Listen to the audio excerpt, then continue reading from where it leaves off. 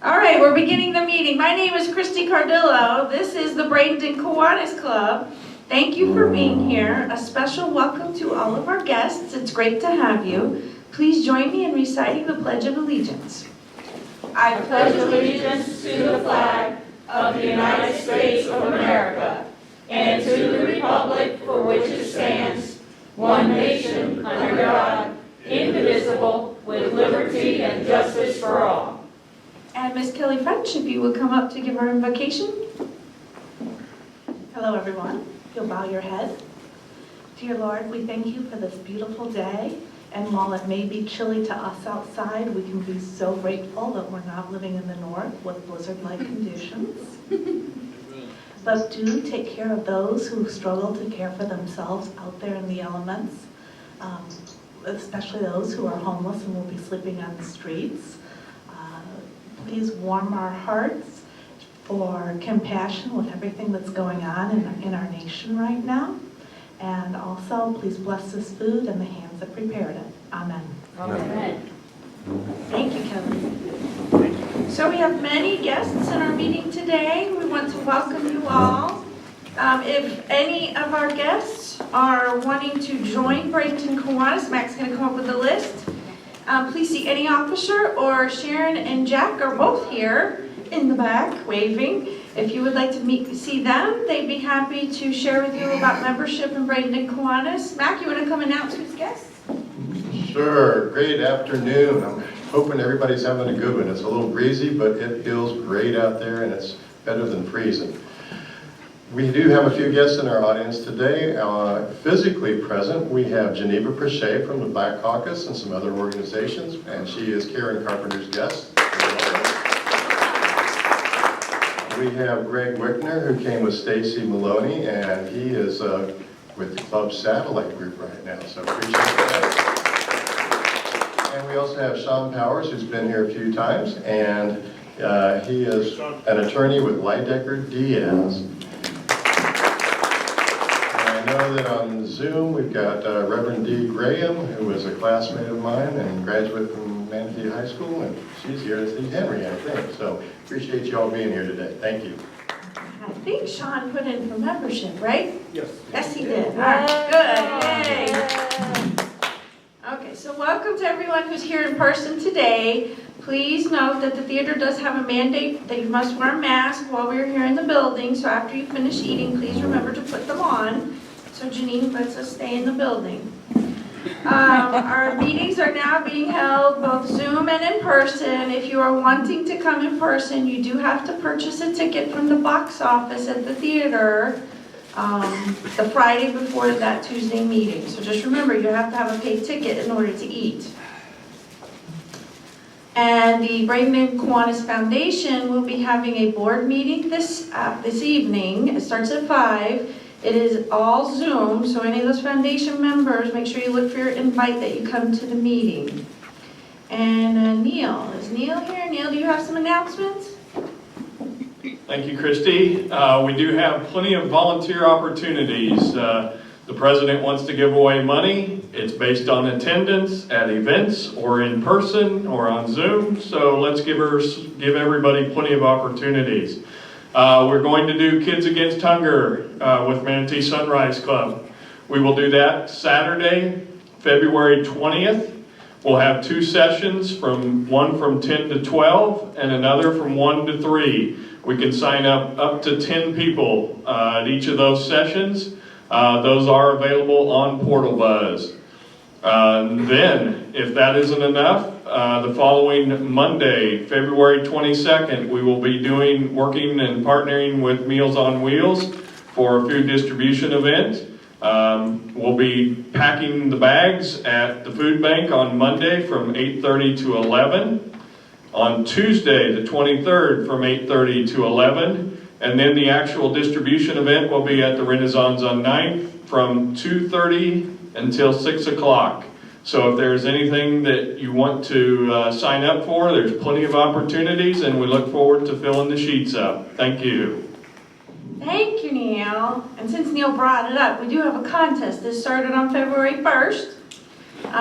So my Bradenton Kiwanis President's Fund for charitable distribution. Each month, we will award $2,000 that a club member is eligible to donate to a charity. It has to be a 501c3. It has to meet our mission for children, success of children and families. It's based on your attendance and participation in service projects that we're working on. So Mac, like today, this is how we're doing it. We have a whole list of everybody who's here today. Your name will go into a bucket, so as many times as you participate or involved, your name goes in the bucket. At the end of the month, I'm going to pick a name. So that person will be able to allocate $2,000 to the children's charity of their choice. I do get first right of refusal because it is for me to give out. And then what we're going to do is have you come up and share with us why you would choose that charity and explain a little bit about that charity. So we'll have a lot of fun with this. I love contests, and I think this is going to be a great idea, and I think everyone's going to have a lot of fun with it. So, without further ado, I am going to invite Gilbert to come up and share our history. Hello everyone, and when we left off last week we were in 1948, so we're going to start in 1949. The first slide that I'm going to show you is the ad for the trail drive-in on 41. And how many of you knew that there was a trail drive-in on 41? I know a lot of you remember that. I see in the audience a lot of hands go up. This is one of the first ads that you can see the movies there, what they were at that time. Go to the next slide. Now the Bradenton Kiwanis Club met at the Dixie Grand Hotel for quite a while in the Manatee River, but then there was about a 10-year period of time they met periodically at the Tea Cozy Point Pleasant restaurant. And it was the restaurant before we get to our home, which is going to be on 14th Street. So the Point Pleasant subdivision area in downtown Bradenton was where that restaurant was located. Now, as I've talked about, and I hope you realize through the history of Bradenton Kiwanis, the influence that has come out from all the members that we've had, from the men who have served, and this is going to be part of my message to you today, and I'm going to use quite a few examples. This is a photo of from the Ladies' Night and Installation Dinner on January 7th, 1949. And in this photo, to the left is Ben Fuquay, State Representative, and then in the middle is 1948 President William Day. Next is Senator William Ray, who's standing, and then there's the 1949 President, Robert Willis. Now this Ladies' Night and Installation Dinner was held at the Bradenton Country Club, and there were about 200 members in attendance, and some guests, and Robert Willis was sworn in as the 1949 President. And he was a Cortez native who became a successful lawyer in town, and he had just shown his influence in the community by being elected to the Manatee County School Board. Interestingly, Senator Ray, standing there, had some influence himself, and he wrote President Truman. And President Truman did not attend, but he sent a letter back to Senator Ray, and that letter was read at the ceremony congratulating, at that time, Mr. Willis on becoming president of Bradenton Kiwanis. The next slide is another picture of the Bradenton Herald, and on the front page there's an article with both the outgoing president of Bradenton Kiwanis and the incoming president of Bradenton Kiwanis. So at one time we were on the front page. Next slide. This is a picture of Robert Willis, and like I said, he was a Cortez native who was born in 1909. Willis was one name, and then his mother's name was Hines. Both families were pioneers from Manatee County that got here in the mid-1800s. His father was a commercial fisherman that had the first motorized commercial fishing boat in Cortez. And his father died young, so they moved in with other relatives, and so one of the schools that, that Robert went to was the school in Rye, a one-room schoolhouse in Rye, Florida, which a lot of you may know where that is if you know where Rye Bridge is. So Robert Willis. And he, after spending some time growing up and living in different, going to different schools in Manatee County, he graduated from Manatee High School in 1926. He went to the University of Florida, but he returned home in 1928 before he graduated, and he went to work for another member of this club, Dewey Dye. And he did what the lawyers did back in the 1800s, but this is in the 1900s. He read the law, and without returning to school, he took the bar exam and passed, which is amazing within itself. Those of us that have taken the bar exam understand how hard that is.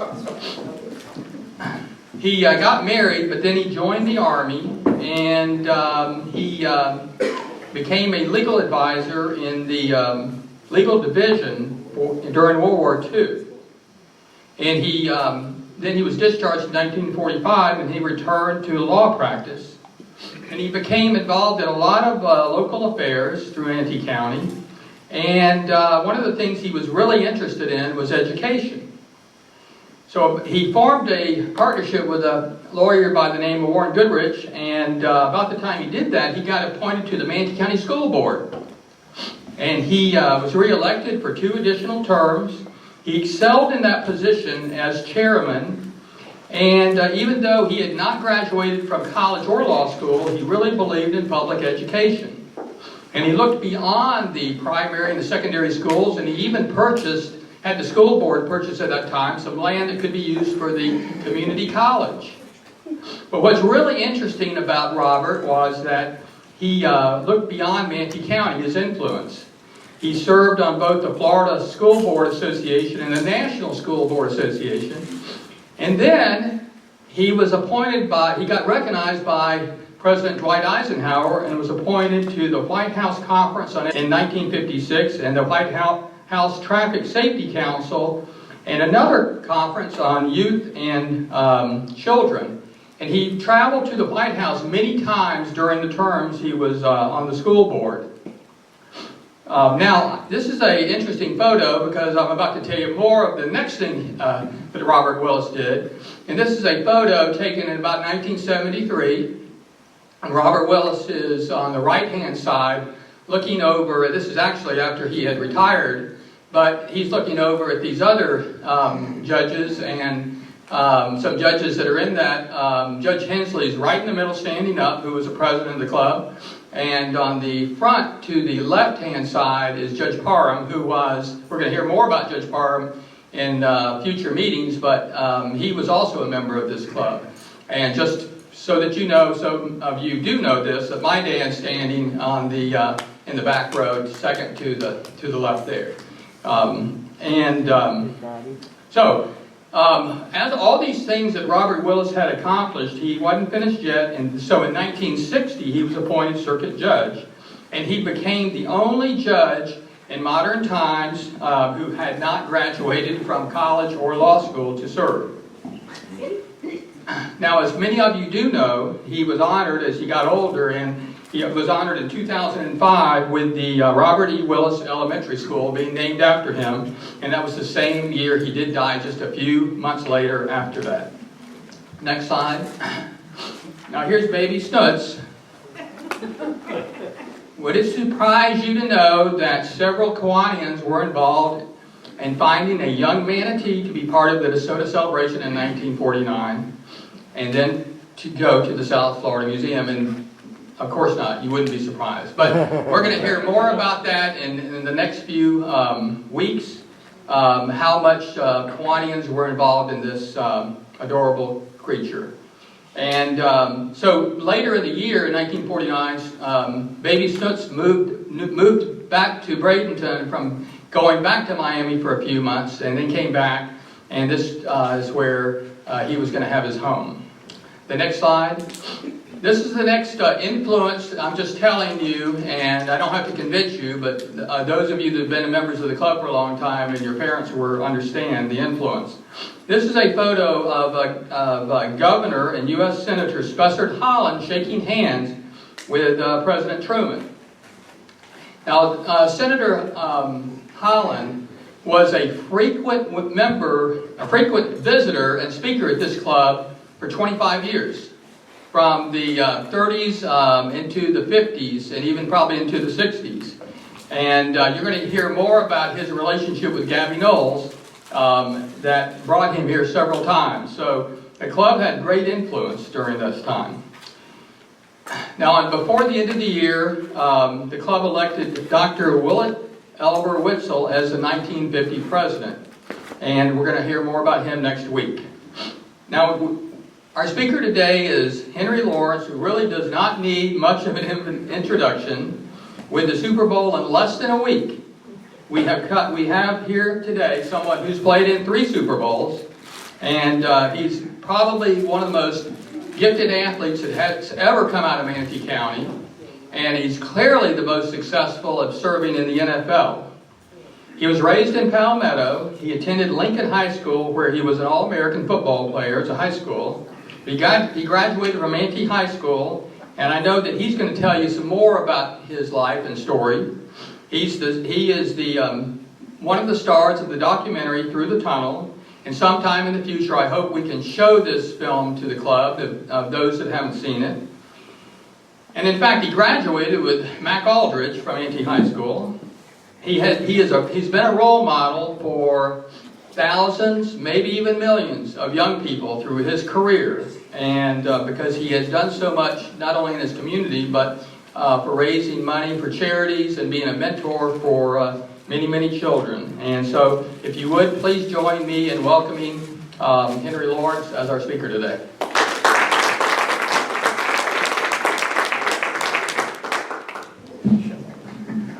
Good afternoon.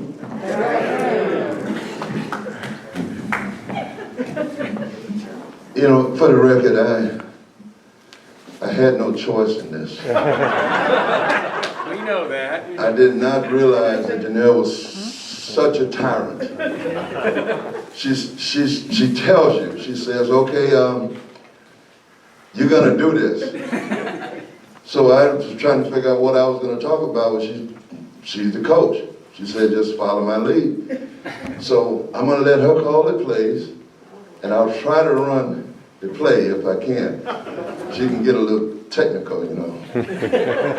How's everybody doing? Good. All right, so, you know, we created a backdrop here. Henry, I love your story. And all of these people, you know, they're into the football, they're into the Raiders, they're into everything you did. But I want to start way back. And I had some people walk in and they're like, what's with the oranges? Right?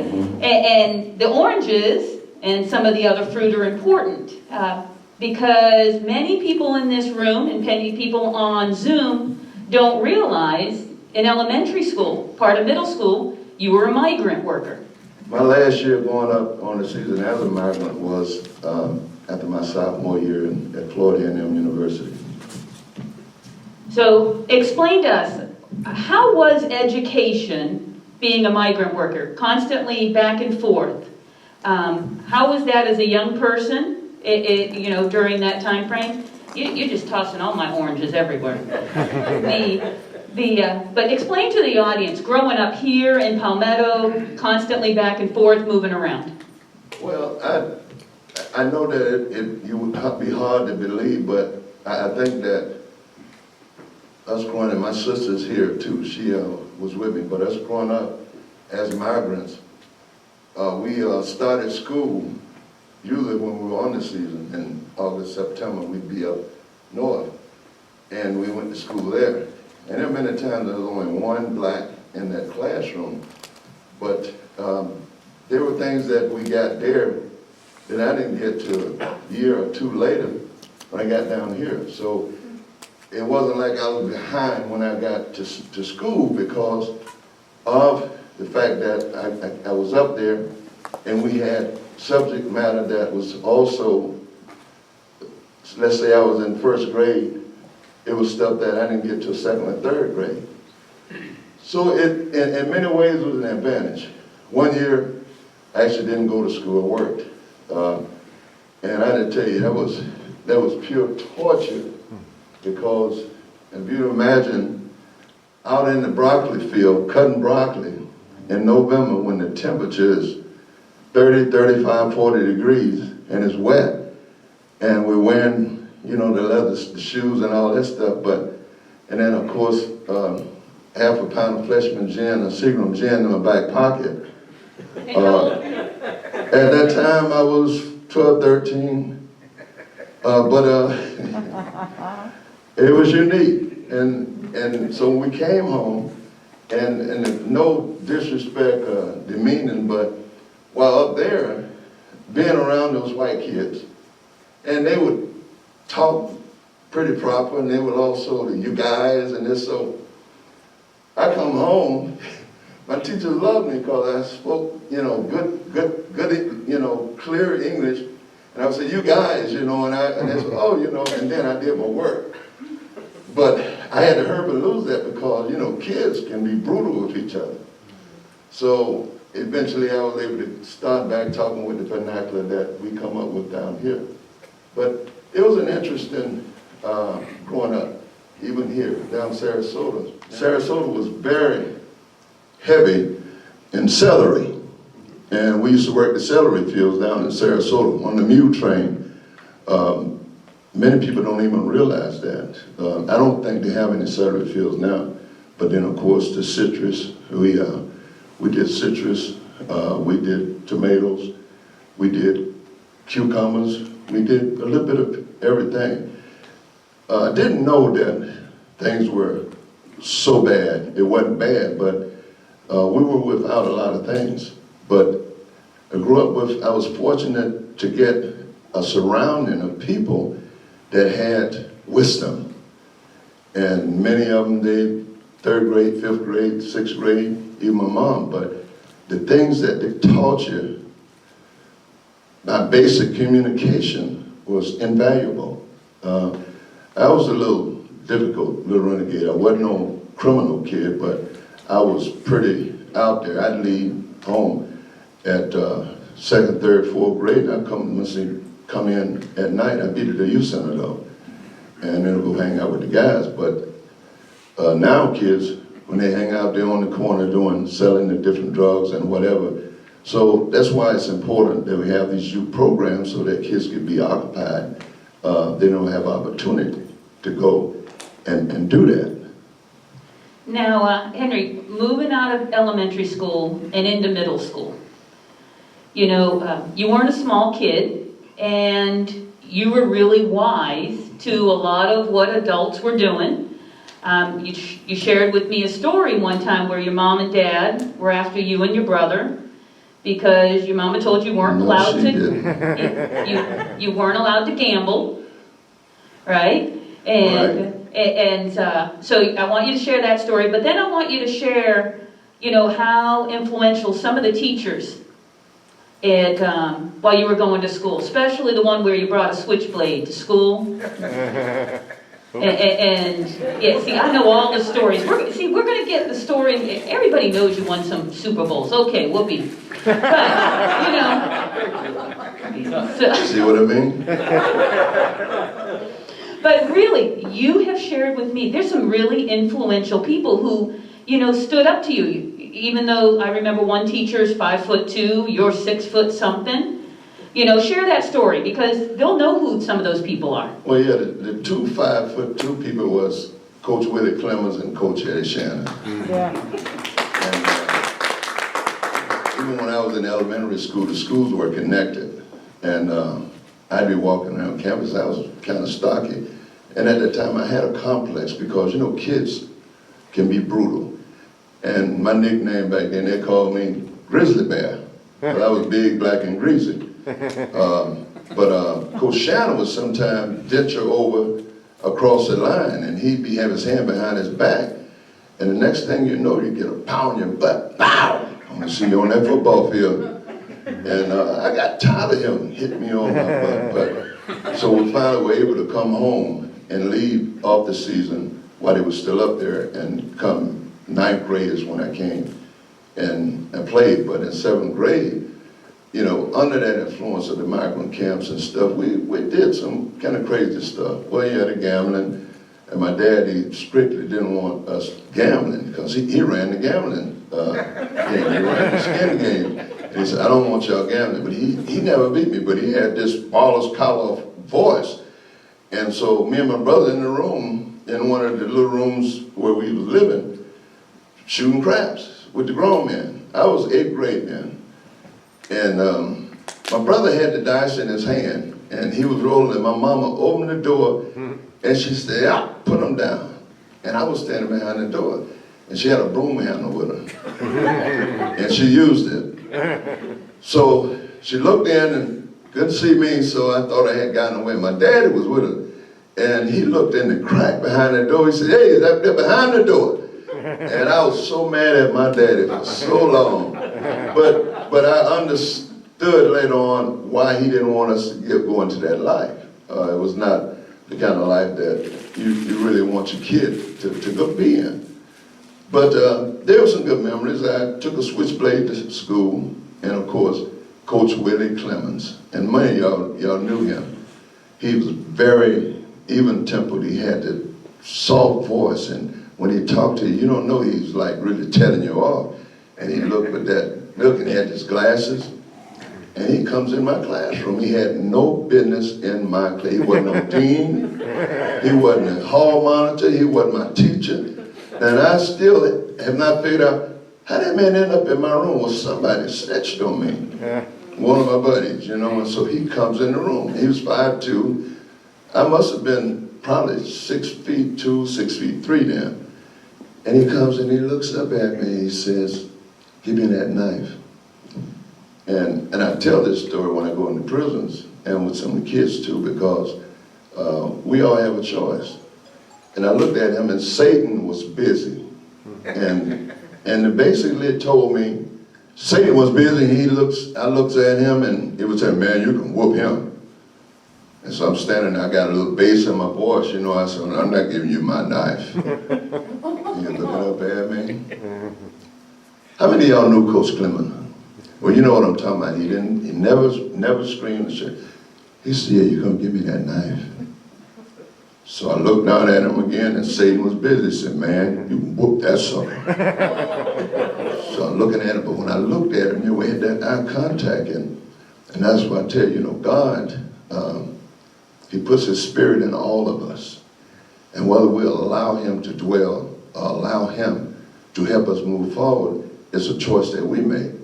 And so I was standing there, and that ability, the reason that he gave me was in his ear, yeah, you can whoop him. You're going to whoop my noise because I'm throwing these big orange boxes up on the trucks and the tomato boxes, and he didn't weigh that much.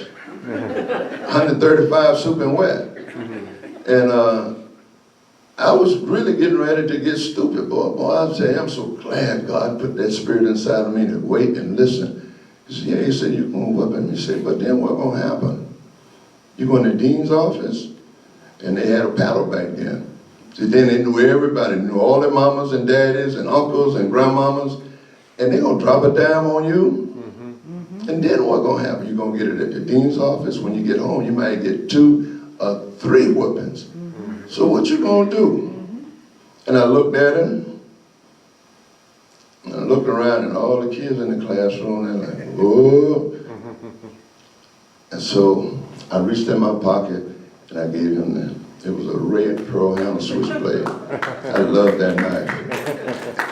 And he paddled me. He whooped me. I hated his guts. But he saw something in me.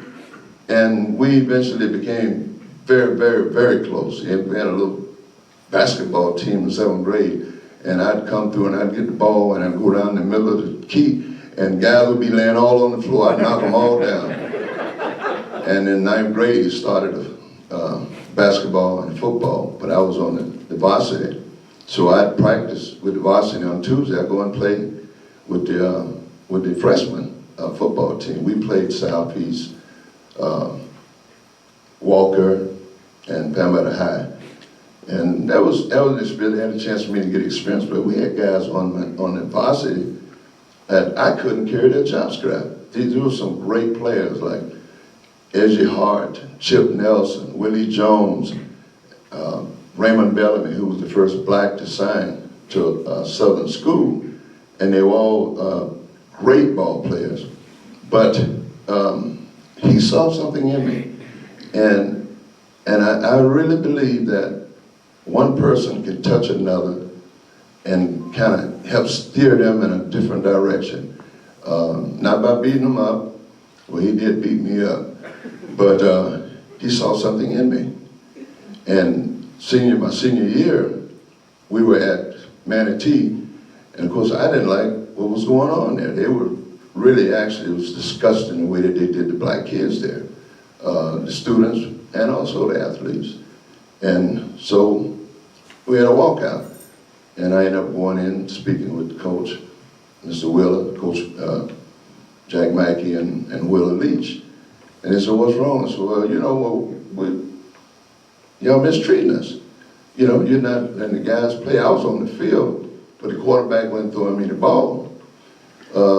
And so they said, "We're going to do everything we can." And that week, it was after the second game, so that week, we went to practice, and Coach had told me something. Coach Daniels, he was defensive end, line coach. And it was something that's what Coach, you didn't, you know, and so Mikey, he came in, he said, "That's your better." And I could remember the disdain, you know, that he presented to me. And when I turned around, I was going to respond. And of course, Coach John was standing behind him, and he said, "No," you know, so I held my peace. We started the game, we went to Lakeland, and a scout was there to take me to visit one of the schools, Fort Valley, with 2 other kids from Lakeland, and he knew this. And the first play of the game, they flipped the ball to my side, and all I saw was the back of the guy's jersey. But a guy on my team, he's passed now. Jack Washington came from cross field and ran him and got him, and he didn't go to college. But that guy, they tried the next play, and I didn't allow it, but that guy was Raymond, what was Raymond? He was in the Olympics. Ray Robinson. I'm not sure, but his name was Ray, and he was in the 72 Olympics. Went to Florida and them also, but there's so many things that happen, but he's a kid that learns out of there, he stinks. And so, tell you one play that took me out. And so Coach Dan said, "Well, look, you just had that one play, you're going back in." I went in, I played one play, took me out, and I sat on the bench the rest of the year. And went in like with about 2 minutes left in the game season. We won, my recollection, we won 1 game that year. Some people say it was 2. But it was brutal what was happening with the rest of the kids. And Henry, a lot of people don't realize that, you know, they hear you graduated from Manatee, but that's not where you started. You started over in Palmetto, and you're talking about the sports. From a student's perspective, what was it like to go from, you know, an all-black school to all of a sudden, you know, they're trying to put everybody together? Well, I have to say the powers that be in Manatee County made that determination. Personally, I think that was one of the most tragic things that happened in our community, because if you go back, and I can't give you all the names, but Lincoln High produced surgeons, generals, superintendents, Secretary of State, which was Alvin Johnson was Secretary of State under Bob Graham. My brother, who actually, he turned down scholarships to go to college because we were struggling, and he decided to go to be a migrant contractor like my uncle, and eventually became probably one of the largest in the country. He had Mickey Preche, who came out of Lincoln. He built Manatee Rural Health Services into one of the largest entities in the whole southeast of his kind, the southeast United States.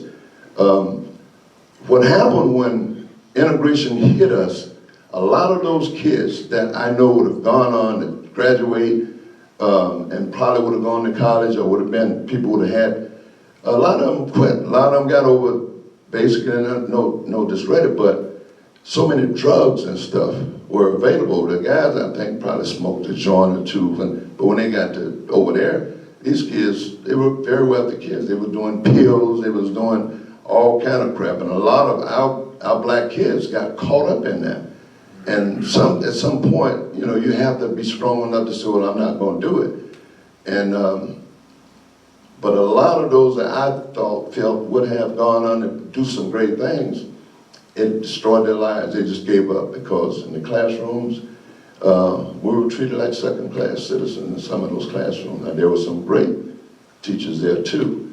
But the bottom line is, one has to decide for themselves how they are going to proceed, because no one can determine, I feel, your destiny, your future, except you. I mean, you can hit different strategies, you can hit different resistance, but the bottom line, thank you, the bottom line is you have to decide for yourself. I had no office. I went to visit a couple of schools, but one school came to see me every week when I was at Manatee, even when I was on the bench. He said, look, we know what's going on. We're going to start you at linebacker. It was Southern University. So after the season, I signed a letter of intent to go to Southern University. So he said, Lawrence, he called, said, we'll be there Friday to sign you to the national letter. So I'm all excited. I mess around, I tell Coach Clement, you know, the guy that kind of saved and told me to whoop him. And he says, Henry, you can't go to Southern University. What do you mean? He said, you got to go to Florida A&M. I said, Coach, I'm not going to Florida A&M. I haven't heard from them. He said, Henry, you are our last hope. He said, they've never treated our kids right. They've always mistreated the kids from Manatee, Sarasota County. He says, you got to go to Florida A&M. I said, Coach, I'm not going to Florida A&M. I haven't heard from them. I am going to Southern. His name was, I called him Coach Brown, that was going to come sign me that Friday. So we went back and forth a couple times, and so then he put his foot down. And everybody knows Coach Clement was kind of crazy. And they knew that he had a gun somewhere nearby also. So he told me what the consequences were going to be if I didn't sign to go to Florida A&M University. So I said, okay, that spirit inside again, you know, saying, you better take heed. It's okay. He called up there, and Coach Montgomery came down. We went out to the tomato field, found my mama, and signed my scholarship. And then I went up there. But I faced some challenges up there too. You know, people talk about racial, races, and all of those different things, but discrimination does not have to necessarily be dealing with race. It can be dealing with a basic human being. And I think that every individual should have an opportunity to be treated fairly, you know, or given an opportunity. So you're in college. Share some of the experiences that you were just alluding to, and then the transition into the NFL. And how, you know, I know from your manager's perspective, you know, you had a hard time sometimes being treated equal in pay, the Pro Bowls and things like that. So, you know, I know we got more people who showed up today, so they must be football fans. So let's give them some of the football before we go to my favorite, which is the music that you do now. But let's spend some time on the football. All I can say is football been very, very good to me. I went to A&M, and I also had to deal with challenges, and I just kept it going. Like Coach Shannon used to always do this poem, and the basis of it is keep it going, regardless. He's keep it going, and I can tell you that it was, I don't know if you call it a poem or what, but Coach Shannon inspired a lot of individuals, not just blacks, but whites. If they came in contact with him, they were inspired by him, Coach Clement, Coach Jimmy Gramati, who was my line coach, and I took his voice in my head all the way to the NFL because he would get down at Lincoln with no pads on. And he'd say, you got to hit that sucker. And he'd get down and he'd knock the mess out of him. And then he'd show us how to crab, you know, so that if he's getting, and I took him to the NFL with me. And I had an opportunity to thank him, Coach Shannon, Coach Clement, all of them. I had an opportunity to say thank you. When we played the Super Bowl, I was able to bring them to the Super Bowl, you know, and it was very costly, but, you know, I could do it again. They taught me how to go downfield. Nobody was going downfield blocking, and I did. And I did it at Lincoln. I mean, at Florida A&M, 3 scouts were there. Had never heard of me going into my junior year. And the coach asked me to switch back to offensive tackle. And I said, well, no, coach, I'd like to go get the quarterback. But he was fiery, Coach Jim Williams, who built the legendary Blake High School. And after my freshman year, I asked the offensive line coach why he didn't play me. Because I played All-American every day, and I beat him up. And he said, well, you got to only put your head in there and hit somebody, you know. And I said, oh. So then I played defense in practice that year. But Coach stopped me in the gym. He had just came to A&M from Tampa University. He said, hey, Keller, tell me something. Why they took you out the game, the Tampa game at defensive end? He said, I thought you was doing a heck of a job. I said, well, Coach, that's just the way it's been since I've been here. He said, look, I need an offensive tackle. And he says, you my guy. I said, well, no, Coach, I'd like to go get the quarterback.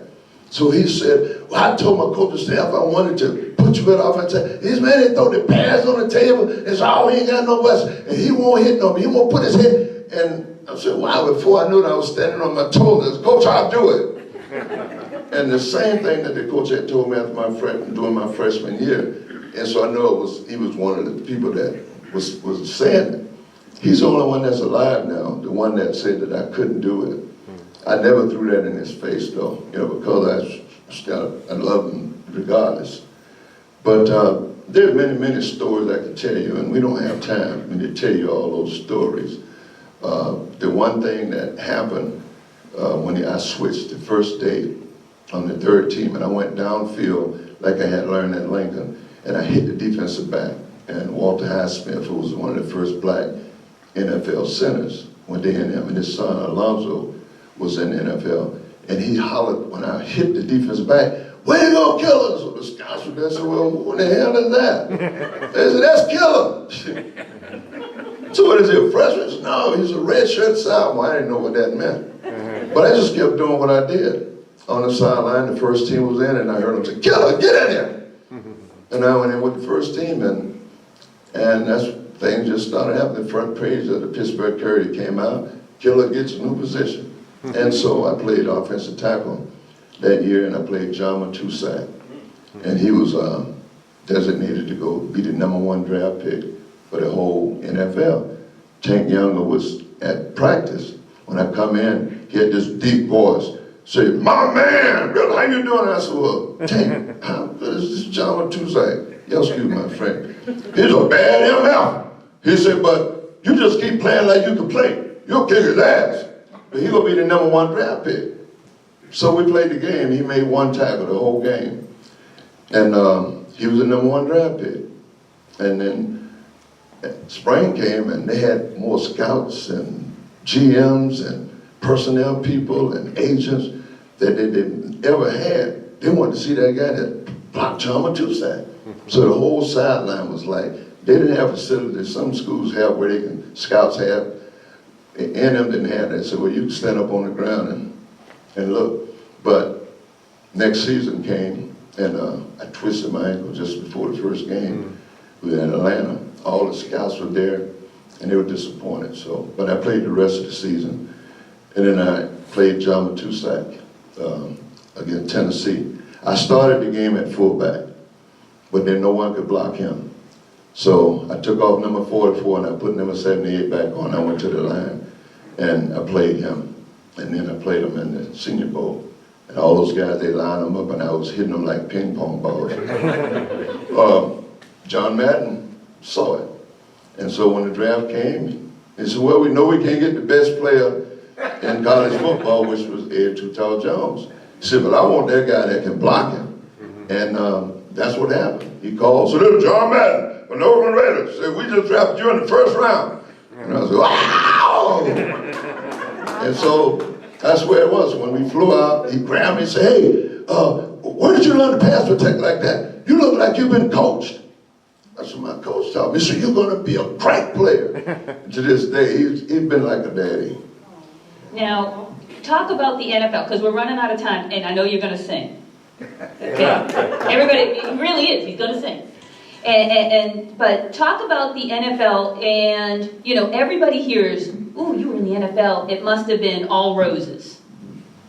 And, you know, and during the time that you were in the NFL, you talk about how important it is. You and I had a conversation about a quarterback who was with the team a little north of ours, and you know, and some of what wasn't good.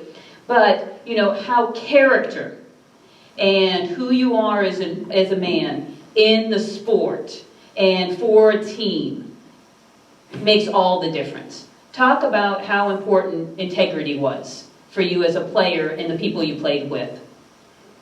For me, it was everything. But every player that plays in the NFL and anywhere, they all have their unique capabilities. They all have their unique things that motivate them. I was motivated by just being the best. I wanted to be the best. I gave it all. And when I picked tomatoes and taters, I wanted to win. Pick potatoes, my mom would get beside me and she'd beat me by 5-10 bags. Then she'd turn around, help me up and get me ahead, and then she'd beat me again. So I never could beat her. I never could beat my brother either.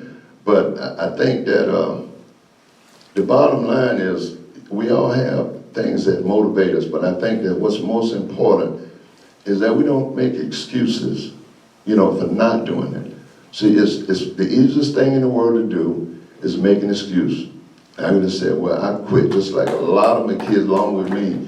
When we went to Manatee, I can't tell you how many kids quit, but there were many of them. I mean, their lives were destroyed because of the decision someone else made. But the other side of it is you can sit and make an excuse all day long. But no one can stop you from moving forward. And with the opportunity that we have now, our young kids, we should drill it into them. If they can go to college, they can go to trade school. We have one of the best technical schools in the country, and it should be utilized. Even with foster care kids. I'm on the board with Manatee Children's Services, and they do the group home thing. But I think we need even more get these kids that thinking, okay, I'm going to college, I'm going to trade school because they can. Those can, they're wards of the state.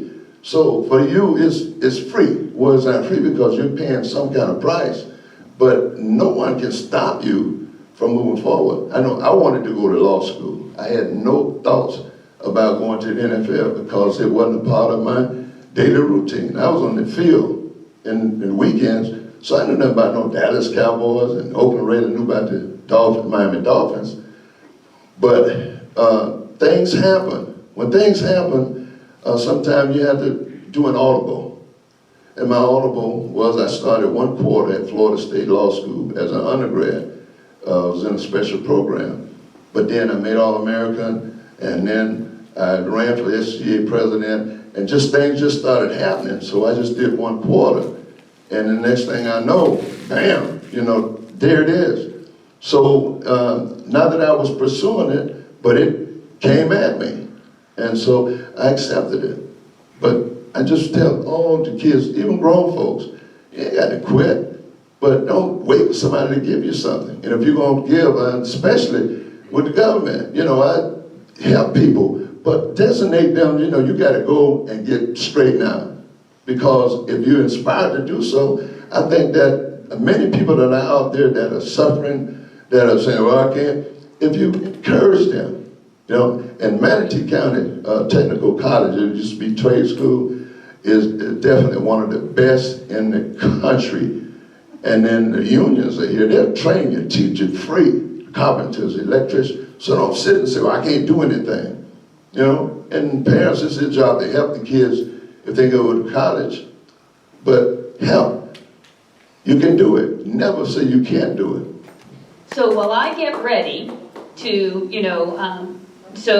I love it that NFL wasn't the end for you. You're doing music. I know you do. You're going in, talking to kids in the prison ministries, but tell people right now, and you can share your website and what you're doing with your music. Then you're going to sing a song, and then we'll have a couple of minutes for questions. Well, there's not much to report on the music. The last 11, 12 months, the only thing I've done is the NFL Gospel Choir down in Miami last year, and we're doing Zoom this year. It's going to be on BET. I'm also on Fox this evening, I think at 6 o'clock, and I'm going to be filming Spectrum this afternoon. We did a Zoom for all the NFL guys that in the Gospel Choir because of the pandemic. It would be on BET. I think it'll be a pretty good show. What was I supposed to say? Website. The website? Website. Oh, HenryLawrenceMusic.com, but I have not been doing anything on it, but it is to come. When this virus comes down, I'm going to be doing a couple of things, even with the BB King restaurants. But right now I'm not pursuing any opportunities in the music industry. Are you ready to sing? Yes. Yes. Can I sit down and do it? No. Oh. You drive a hard bargain, baby girl. Well, he knows. Best singing voice, got to be nice and big. You tell me when you're ready, though. I'm ready. Okay. Check. I will. Mama, mama, there's too many of you crying. Brother, brother, brother, there's far too many of you dying. You know we got to find a way to bring some loving here today, yeah. Father, Father, we don't need to escalate. You see, war is not the answer. Only love can conquer hate. You know, we got to find a way to bring some loving here today, yeah. Picket lines, picket signs, don't punish me for brutality.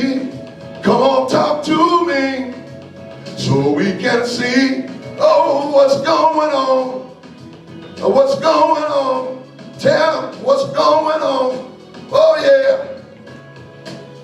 Ooh, ooh, ooh.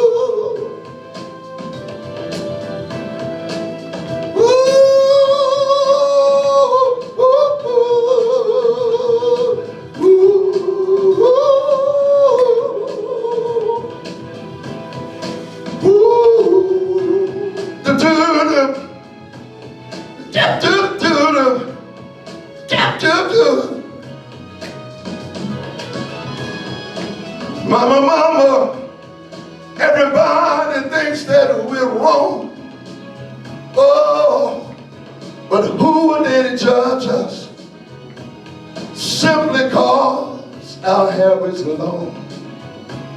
You know, we got to find a way to bring understanding here today, yeah. Picket lines, picket signs, don't punish me with brutality. Come on, talk to me so we can see, oh, what's going on, what's going on, oh, what's going on. want to know what's going on. Oh, war, hatred, poverty all over the world. We can't get past ourselves to reach out. Those that need help, we should be reaching out. The hatred that's going on, we can't support it. We've got to move beyond it. Not because of my color or your color or anyone else's color, but because it's what's right. And we need to do more of what's right and not about what they think and what they're going to support. God bless y'all. Thank you.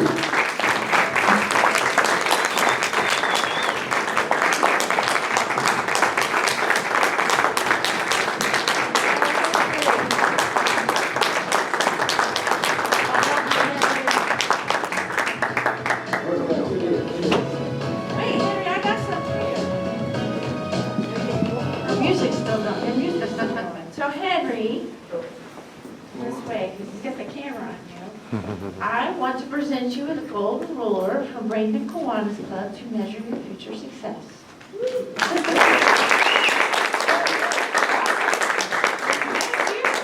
So I hope everyone has really enjoyed this treat that we got to have today. Henry, you're a really good singer. I did not know that. Byron? No question? Oh, does anybody have any questions for Henry? Dave? So how many times did you play across from two tall? When he was at Kansas City. College, I played against him his senior year, my junior year. After he was brought into the Raiders in '76, I played across from him every day, 2 times a day. And I'd go to practice. I went to camp one year, I was 255. He was 325. And he pulled the whole train in the strongman competition. Another fellow, Charles, 3 was 6'10", he was 335. And every day I had to practice against one of those guys. So I was beat down. I was so happy when game time came. Two tall was with the Cowboys too, wasn't he? No, he was with the Houston Oilers. They drafted him. Oh, okay. And then he went to Kansas City Chiefs. Okay, I'm thinking about somebody. And then the Raiders. Okay. Byron, question? Yes. Thank you. Thank you. If you could change one thing in this community right now, what would you do? Repeat the question in the mic. Thanks, Brian. If you could change one thing in this community right now, what would you do? Well, I would attempt to change the mindset of everybody instead of, those that don't and those that do. I think that it's still, especially in lieu of these last 4 or 5 years, I think that many of the powerful people in this county, even our elected officials, should have spoken out against the evil stuff that was going on these last 4 years. I don't care if I offend someone, but I think that it's pathetic, the stuff that has been going on. Our elected officials have not stepped up and said wrong. If it's wrong, it's wrong. And I would change that. I think that they need to step up or step out. But we go along with it. We engage them. We encourage them. And we need to basically look at is right or wrong. And I know it's about economics and all that, but look at the lives that we've lost because of stupidity. We don't have to have stupidity. We can have just basic common sense. Look around, look at the Christians that the stuff they're doing, say they're a Christian. You're not a Christian, you're not loving God if you're doing people, you're killing people. I would change that.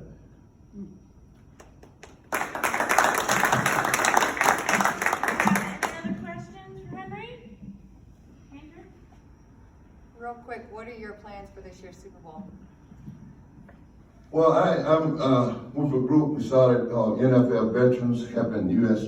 vets, and we're doing a fundraiser deal in Tampa Thursday, Friday, Saturday at the Church Without Walls, and we've been the last couple of years doing stuff to recognize military vets, and it's the NFL Veterans that are doing it. There's been some very positive things that has transferred from it, and I'll do a couple of appearances, autograph show. in Clearwater. And of course, we did the Zoom for the NFL. And that should be on BET, I believe maybe this Saturday, but you got to go and check. But I have not planned any other special events because of what's happening with this virus. It basically has changed the whole landscape of everything. I mean, look at the tickets. I mean, you can't get a ticket unless you want to pay $6,000, $7,000, $15,000, $20,000. First Super Bowl I played and the tickets were $40. The second one, Super Bowl 15, the tickets were $50. And then in Tampa, Super Bowl 18, the tickets were $60. And we got, what was it, $36,000 to win. $18,000 in the AFC Championship. Now they get $100,000 and win. They get the playoffs and all that. My first playoff game, my check was $1,700. Yeah, and during that season, my check was $1,700. I got fined $500 one week. I cried all week. $1,200, I cried. It's a whole different ball game now, and I think that is really pathetic that some of the players have not recognized that things are better. But Drew Brees is one. You know, when he was president, a group wanted to put $1 billion into our fund to help the vets, guys, the older guys. And he basically stated, it's not my fault that they squandered their money. Here's a guy making $15, $20 million. You don't do that to your guys that helped lay that highway for you. Well, I had to get that in. So, I just have a question. Who's going to win on Sunday? I have not a clue. Do you think it will make a difference being on your home field? I think so. So you got to repeat the question for people on Zoom. Well, I think that with the Buccaneers playing at home, I think they got a better shot. But Brady cannot play like he played last week. He can't. If he throw 3 interceptions, I guarantee you, this Maloney kid and the Kansas City Chiefs will eat them up. I'm pulling for the Bucs. I'm an AFC guy, but I'm somewhat of a Buck fan too. If the Raiders were playing, that would be a different story. Do we have any other questions? Thank you all for having me. Thank you. So, and Henry, I sincerely hope you consider joining Bradenton Kiwanis. We would love to have you here every week as much as we could. You can do it on your own, or Gene. We're a fun group. So, I'm not going to go back through the announcements. Our next meeting is on February 9th. It's Mr. Jim Jones Jr., the news reporter and author that we all know, who reports on our club quite often. And he has a book that I have read that's actually really good. And hopefully he will come and talk about that too. So without any further ado, yes, sir. One more thing, Thursday on ESPN at 9 on that 30-30, they're doing a special on Al Davis and Pete Rozelle, their engagement over the years in the NFL. Al Davis and Pete Rozelle? Yes. ESPN? ESPN 30-30, 9 o'clock Thursday. 30-30, 9 o'clock on Thursday. Okay. Thank you. All right, with no further ado, we are adjourned.